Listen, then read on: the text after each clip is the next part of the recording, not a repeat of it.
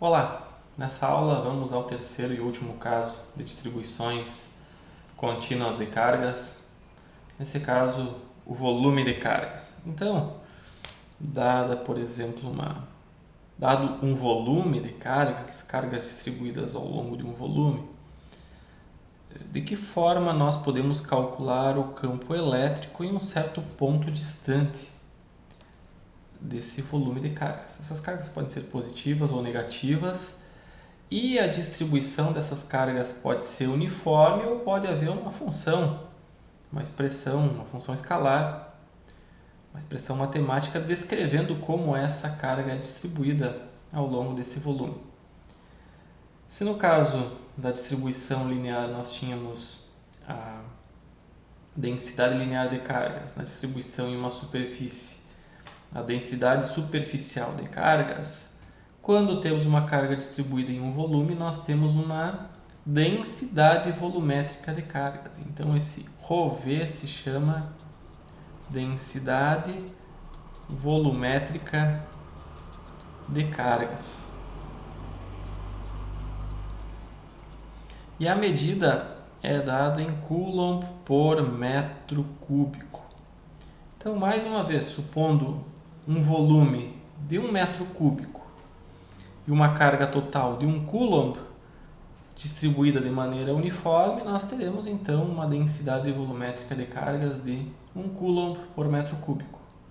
Pode ser também que cargas se acumulem em determinadas regiões e aí nós precisamos de uma expressão para definir então como essa carga é distribuída. Então, indo adiante, de que forma nós calculamos o campo elétrico produzido naquele ponto do espaço? Nós precisamos definir o que é uma carga infinitesimal, uma carga elementar. E a partir daí, definindo quem é o vetor distância, nós temos condições de determinar um campo elétrico infinitesimal. Se nós somarmos o campo elétrico infinitesimal ao longo das cargas elementares, nesse volume nós temos o campo elétrico total nesse ponto. Então, o elemento diferencial de carga de Q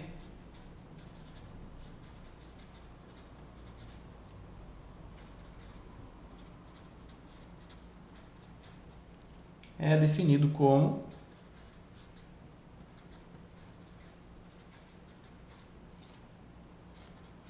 dQ vai ser ρV, onde ρV é a densidade volumétrica de cargas, dV, onde dV é o volume infinitesimal. Se for, por exemplo, coordenadas cartesianas, é dx, dy, dz. Aqui não existe dupla interpretação porque elementos diferenciais de volume são sempre escalares. Não existe elemento diferencial de volume vetorial. Então não tem problema de confundir, como nos casos de distribuição ao longo de linhas de carga ou superfície de carga. A partir daqui nós também podemos calcular qual a carga total. A carga total ela é igual à integral das cargas infinitesimais e nesse caso, como nós temos um volume, precisamos então calcular uma integral tripla ρV dV. Se ρV é constante, facilita porque esse termo sai da integral e a integral de volume do dV é simplesmente o volume total desse objeto. Então, essa é a expressão para cálculo da carga total. Se ρV não for constante, nós precisamos utilizar então essa integral, ele fica dentro da integral e participa do cálculo, dadas então as dimensões desse volume colocadas aqui como limites dessa integral.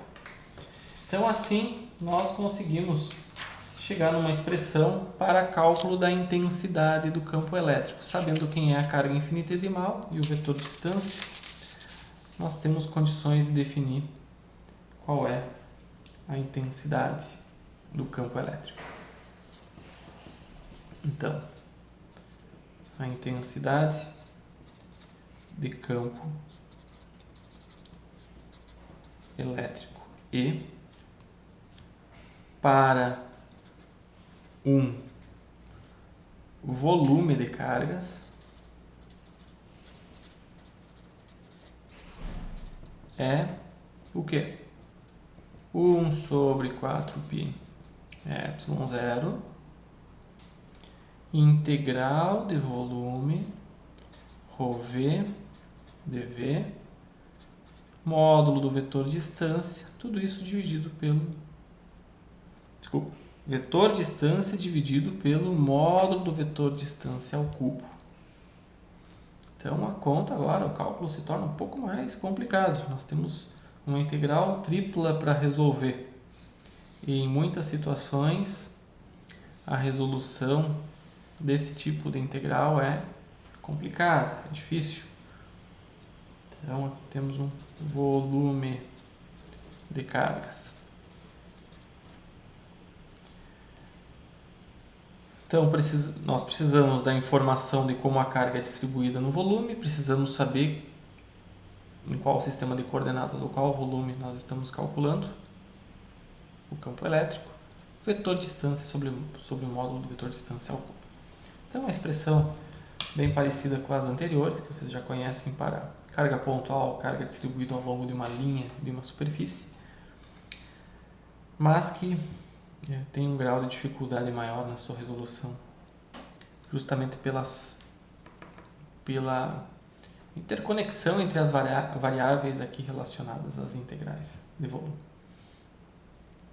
Então, espero que vocês tenham entendido a ideia de como se calcula isso. E eu quero mostrar para vocês um caso relativamente simples de distribuição de cargas em um volume, mas cujo cálculo se torna bem trabalhoso em função, então, justamente desse tipo de integral, do tipo de resolução.